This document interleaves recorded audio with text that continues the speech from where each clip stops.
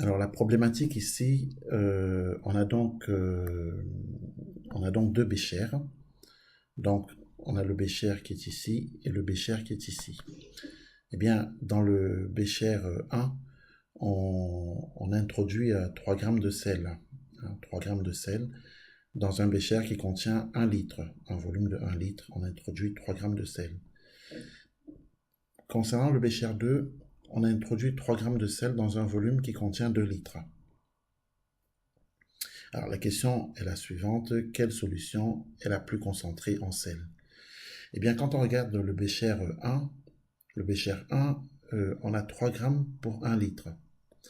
Dans le bécher 2, on a 3 grammes pour 2 litres, ce qui revient au même de dire, si on divise tout par 2, ça revient au même de dire qu'on a 1,5 g pour 1 litre.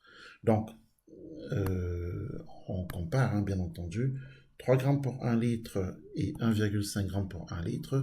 Évidemment, le bécher numéro 1 est plus concentré, est plus concentré en masse, évidemment.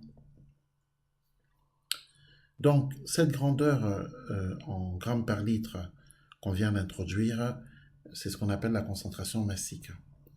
Et justement, la concentration massique est donnée par la formule suivante.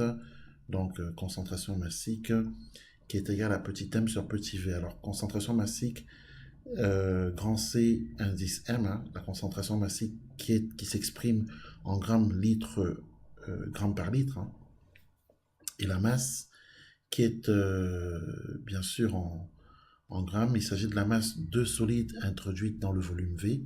Elle est en grammes. Et le volume grand V du liquide qui reçoit le solide. Je rappelle que le volume est en litres. Donc la concentration massique est justement exprimée en grammes litres moins 1. Alors si on reprend l'exemple précédent, l'exemple du bécher 2, on a introduit 3 grammes de sel dans un volume de 2 litres. Alors, la quantité de sel introduite, la masse introduite de sel, c'est 3 grammes sur un volume de 2 litres. On trouve 1,5 g litre moins 1. Ceci correspond à la concentration massique.